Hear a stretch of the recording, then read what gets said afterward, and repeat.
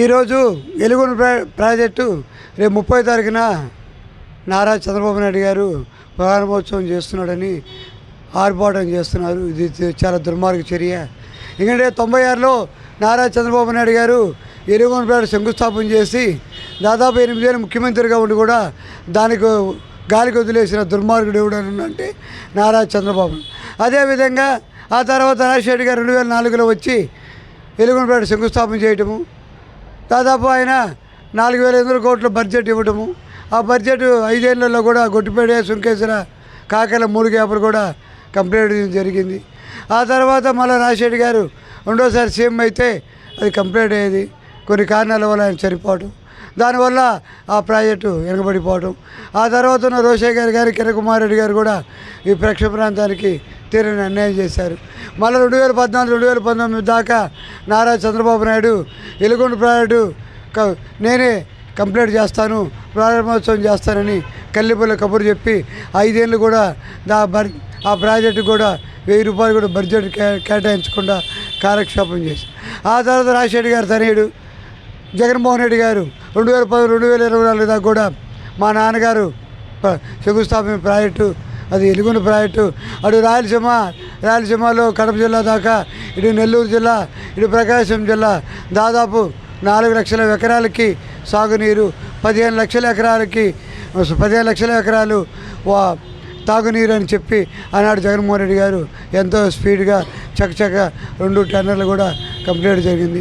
కొన్ని కారణాల వల్ల నెక్స్ట్ గవర్నమెంట్ వస్తే దాని రూపురేఖలు మార్చే అవకాశం ప్రజలు మాకు ఇవ్వలేదు.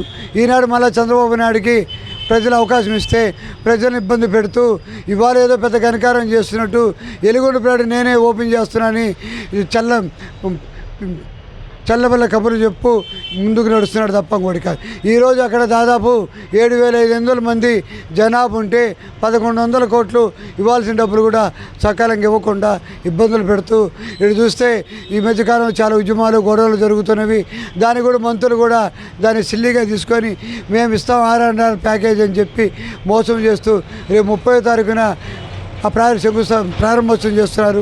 ఇది చాలా దుర్మార్గ చర్య.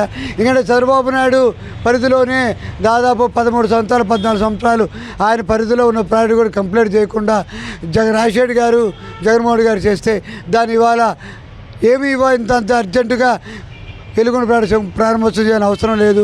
ఎందుకంటే వర్షాలు లేవు, ఓ పక్క కరువు, అటు పక్క ప్రకాశం జిల్లా, గుంటూరు జిల్లా తాగునీరు లేదు, వాళ్ళకి సాగుబడి లేకుండా ఇవాళ సీఎం రమేష్ అనే నీ తొత్తు నీకు అనువైన సీఎం రమేష్కి 500 కోట్లు బిల్లు ఇవ్వడానికి ఆనాడు జగన్మోహన్ రెడ్డి గారు బ్లాక్ లిస్ట్లో పెడితే ఇవాళ ఏదో తూతూ మంత్రంగా ఎలుగొండ ప్రాజెక్టు ముంపు గ్రామాలకి అన్యాయం చేస్తూ సీఎం రమేష్కి న్యాయం చేస్తూ ఇవాళ ముందుకు వస్తున్నాం. ఇది చాలా దుర్మార్గ చర్య. చంద్రబాబు నాయుడు గారు రాబోయే రోజులలో ఈ మార్కాపురం జిల్లాలో నీ పార్టీని చిత్తుగా ఓడిస్తారు. వాళ్ళ కన్నీలే నీకు శాపం అవుతాయి. ఎందుకంటే ఇవాళ 18 సంవత్సరాల పిల్లలకి నువ్వు ప్యాకేజ్ ఇవ్వలేదు. అక్కడ ఉన్న గ్రామాలలో కూడా నువ్వు ఎక్కడ కూడా 12 లక్షలు ఇచ్చి అని మీ నాయకులు నలుగురు ఎమ్మెల్యేలు కూడా చెప్పుకోవడం తప్ప మాటల్లో శూన్యము. ఎందుకంటే వాళ్ళకి ఎక్కడైనా కానీ మీరు ఇచ్చిన గొట్టిపడే వాళ్ళ గారి ఇంకోరి గారి 30 గ్రామాలలో వాళ్ళకి ఇల్లు కట్టించి అక్కడ డ్రైనేజీ, కరెంటు ఇవన్నీ సదుపాయాలు ఇవ్వకుండా మేము 12 లక్షలు ఇచ్చాము మీరు వెళ్ళిపోమంటే ఇది చాలా దుర్మార్గ చర్య. ఇది వైఎస్ఆర్ పార్టీ ఖండిస్తున్నాం.